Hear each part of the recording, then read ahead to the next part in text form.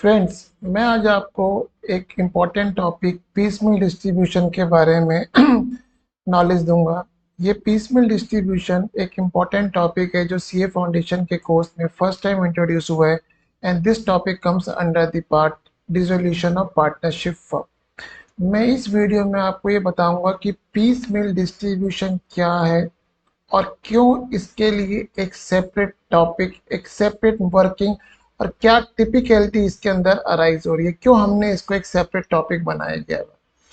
तो मैं आपको ये आज सिंपल बताऊंगा कि पीस मिल डिस्ट्रीब्यूशन की नीड क्यों अराइज हुई और उसके बाद ये पीस मिल डिस्ट्रीब्यूशन कैसे करते हैं, that I will take up in my next video. हमारा पार्टनरशिप डिसोल्यूशन मतलब डिसोल्यूशन ऑफ पार्टनरशिप फर्म का जो ऑब्जेक्टिव होता है, वो हमारा ऑब्जेक्टिव क्या होता है?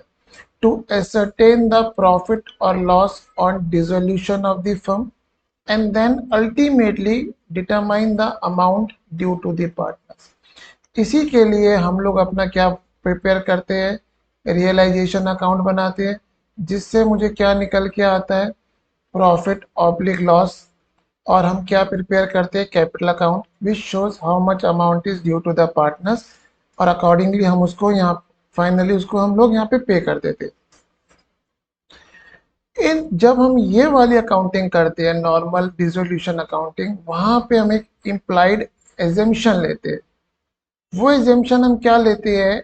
All assets are realise immediately then liabilities are paid, profit or loss are distributed among the partner and due amount is paid to partner instantly। Means हम एज्यूम करते हैं कि फॉर एग्जांपल हमारी पार्टनरशिप फर्म इस date को dissolve हुई, तो हम एज्यूम करते हैं नॉर्मल डिसोल्यूशन अकाउंटिंग में कि इसी दिन मेरी सारी एसेट्स रियलाइज हो गई, सारी लाइबिलिटीज हमने पे कर दी and we know the amount of profit or loss. That profit or loss is distributed among the partner and the amount due to partner is paid. But in reality, assets are not realized immediately but gradually and over the time। It means आज हम practically हम बात करें, हमने land बेचनी है, building बेचनी है, मशीन बेचना है, स्टॉक बेचना है। इसके लिए मुझे एक बायर ढूंढना पड़ेगा, it may take time, negotiations करनी पड़ेगी, इट मे टेक टाइम। तो hence in reality assets are not realise immediately. उस केस में डिसोल्यूशन की अकाउंटिंग के लिए हमारे पास दो ऑप्शन है। Wait till all assets are realized, liabilities are paid and then paid the amount due to the partners। Means अगर हमारे पास एज्यूम करते हैं डिसोल्यूशन इस डेट से स्टार्ट होता है और वी एज्यूम कि हमारे को 1 साल एसेट बिकने में लग जाता है, then till this date we will not pay any amount to the partners, because partners को हम कैसे पे करें, हमें पता ही नहीं कितना प्रॉफिट या कितना लॉस आएगा and how much amount is due to the partner. है जितना भी मेरे को 1 साल का ये वेट करना पड़ रहा है, इसमें जो भी मेरे पास एसेट बिक रही है, जो भी पैसा आ रहा है, वो मुझे फर्म के अकाउंट में ही रिटेन करना है and I can not pay to the partners.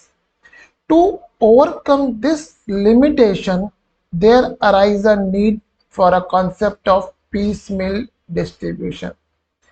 Piece mill distribution में हम क्या करते हैं, जब भी एसेट रियलाइज होती है हम लाइबिलिटीज को पहले पे कर देते हैं फ्रॉम रियलाइजेशन ऑफ एसेट्स, क्योंकि हमारी पार्टनरशिप एक्ट कहती है कि first we need to pay to the outside liabilities and then amount to be paid to the partners. अब यहाँ पे जब भी मेरी एसेट रियलाइज हुई, हमने लाइबिलिटीज पे कर दी, उसके बाद जो भी एसेट रियलाइज हुई, देन इस पीस मिल डिस्ट्रीब्यूशन में we distribute the amount among the partner as soon as asset is realized without waiting for final realization of all assets। Means A option में हम वेट कर रहे हैं, जितना भी हमारे पास फर्म की बुक्स में पैसा सेव हो रहा, सेव वो नहीं बोलूँगा, जितना पैसा रियलाइज हो रहा है हम अभी फर्म के अकाउंट्स में रिटेन कर रहे हैं, बैंक में रिटेन कर रहे हैं, पार्टनर्स को डिस्ट्रीब्यूट नहीं कर रहे। इन पीसमिल डिस्ट्रीब्यूशन जैसे मैंने अपनी लाइबिलिटी सारी पे कर दी, उसके बाद जो भी मेरी एसेट की रियलाइजेशन होगी मैं उस एसेट की रियलाइजेशन को पार्टनर्स में डिस्ट्रीब्यूट कर दूंगा। नाउ द क्रिटिकल इशू जो पीस मिल में अराइज हो रहा है, in what ratio the sale proceeds of asset be distributed among the partner. Means piecemeal distribution हमें यही बताता है बेसिकली, जितनी भी इसके अंदर मेथोलॉजी है, कि जैसी मेरी एसेट रियलाइज हो रही है वो पैसा मुझे पार्टनर्स को किस बेसिस पे डिस्ट्रीब्यूट करना है, because we are not waiting for final realisation, क्योंकि फाइनल रियलाइजेशन में तो हमारा प्रॉफिट लॉस डिटरमाइन हो ही जाएगा, उससे समझ में आ जाएगा पार्टनर्स को कितना देना है, then we can pay it. But यहाँ पे without waiting for final realisation of the all assets हम पार्टनर्स को पैसा दे रहे हैं। अभी आपको लगेगा सर इसमें क्या प्रॉब्लम है, ये तो सिंपल है, हम पीएसआर में बांट देंगे। नहीं, वो क्या कॉन्सेप्ट है, वो एक मैं आपको कॉन्सेप्ट एक एग्जांपल से एक्सप्लेन करता हूं, which you will be able to appreciate. Following is the balance sheet of firm as at 31st March 23, on which date they decide to dissolve the firm। उस दिन उसकी कैपिटल ए की 5 lakh, B की 3 lakh, total assets 8 lakh, asset 1 2 3, asset realise as under asset 1 2 3। अभी मैं concept ले रहा हूँ, इसलिए मैं अभी कोई डेट्स नहीं ले रहा कि मेरी टोटल एसेट्स कितनी थी 8 लाख की, उसके अगेंस्ट मुझे कितना पैसा मिल रहा है 5 लाख का, इसका मतलब मेरा लॉस कितना हो रहा है 3 लाख। पीएसआर नहीं गिवन है, लॉस हमने पार्टनर्स को कितना बांट दिया इक्वली। ए की कैपिटल कितनी आ रही थी 5 लाख रुपीज आ रही थी हमारे पास, बी की कैपिटल कितनी आ रही थी 3 लाख रुपीज आ रही थी। लॉस कितना बांट दिया हम लोगों ने 1,50,000 हमने बांट दिया। ए का कितना बैलेंस बचा 350, बी का कितना बचा 150, हमने ये इन दोनों को पे कर दिया। मेरे पास एसेट बेचने से कितना पैसा आया था 5 लाख, मेरे पास कैश आया था 5 लाख, मैंने कैश पे कर दिया। ये अभी तक आपने 12th में सीखा है। एक यहाँ पे एक नया पॉइंट मैं आपको बता रहा हूँ, एक चीज आई amount unpaid to the partners, means इनकी कैपिटल कितनी थी 5 lakh rupees 3 lakh rupees, but मैंने इनको अल्टीमेटली पे कितना करा 350। It means can we say this is the amount unpaid to partner A 1,50,000 and to partner B 150, and this unpaid amount to the partner represents the loss on realization and it should be in a PSR। means हम लोगों ने जब normal dissolution करा है तो हम लोगों ने ऐसी अकाउंटिंग सीखी है, बट यहाँ पे बस एक नया पॉइंट इंट्रोड्यूस करा है जो मैंने बोल्ड करा है कि जो पार्टनर्स को हमने पैसा पे नहीं करा है जितनी उनकी कैपिटल थी initially, and that represents the loss to the partner, and in simple words unpaid capital should be in PS, unpaid capital should be in a PSR। ये पूरी लाइन एक पूरे पीस मिल के पीछे एक रीजन है, और यही पूरे इस बेसिस के ऊपर ही पीस मिल का टॉपिक डेवलप करा गया। अब मैं आपको समझाता हूँ, आप कहते हो सर हमको पीस मिल डिस्ट्रीब्यूशन करना है, लाइबिलिटीज कुछ नहीं है, हम शुरू कर देते हैं। अब आप एक ऑप्शन ले सकते हैं, let's start piecemeal distribution in PSR. तो देखते हैं क्या होता है। टोटल कैपिटल कितनी थी 8 लाख, ए की कितनी 5 लाख, बी की कितनी 3 लाख। हमें पहली एसेट कितनी रियलाइज हुई 2 लाख रुपए में रियलाइज हुई, हमने 2 लाख को इक्वली बांट दिया। फिर दूसरी एसेट रियलाइज हुई 3 लाख, उसको इक्वली बांट दिया।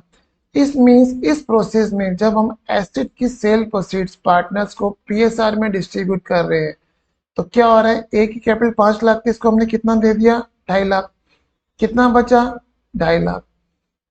बी को कितना दे दिया 3 लाख थी 2 लाख, अनपेड कितनी बची है, अनपेड तो मेरे पास 3 लाख ही बची है, 3 लाख का लॉस है, बट ये जो अनपेड कैपिटल है it is not in PSR, because अगर मैं नॉर्मल अकाउंटेंसी कर रहा हूँ डिसोल्यूशन की, तो पॉइंट क्या आ रहा है कि we need to distribute amount in such a way कि जो पार्टनर्स का अनपेड अमाउंट है it should be in PSR और वो अल्टीमेटली हमारा आता ही है। तो पीस मील में अगर मैं जैसे जैसे मेरे पास एसेट का पैसा आ रहा है, अगर मैं उसको पीएसआर में बांटना शुरू कर दूं, तो जो बैलेंस अनपेड कैपिटल आ रही है, it is not in PSR, hence the sale proceed of asset cannot be distributed in PSR. This is the one thing. Now another way, आप कह सकते हो कि सर सेल प्रोसीड्स को हम कैपिटल रेशो में बांट देते हैं। Let's see where we reach. Capital ratio कितनी है हमारी? कैपिटल रेशो है हमारी 5:3। मेरे को एसेट कितनी मिली? 2 लाख। ये भी मैंने कैपिटल रेशो में बांट दी 5:3। फिर मेरे को एसेट कितनी मिली? 3 लाख। इसका पैसा भी कैपिटल रेशो में बांट दिया। बैलेंस कितना बचा? 187,500, 1,12,500।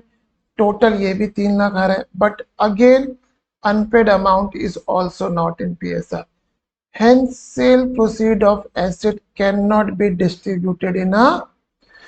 इसी वजह से आपका टॉपिक डेवलप हुआ piece meal distribution.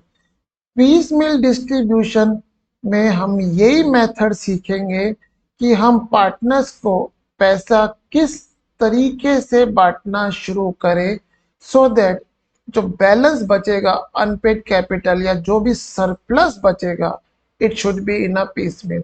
It means अभी मैंने आपको समझाया है कि why there is a need for piecemeal and why there is a need for special method.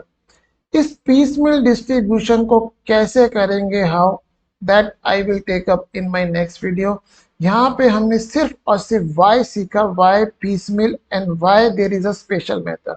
क्योंकि जब तक हम लोगों को बेस नहीं पता होगा कि हमें चीज़ क्यों कर रहे हैं, तो हम उस क्वेश्चन जब उस टॉपिक को डिटेल में डीप में अंडरस्टैंड नहीं कर सकेंगे। I will bring my next video in which I will explain how we do the piecemeal distribution, keeping in mind this concept this concept in mind। ये वाली चीज है। तो आई होप आपको ये कॉन्सेप्ट क्लियर हुआ होगा कि पीस मील के नीड क्यों अराइज हुई और why there is a special method for piece meal.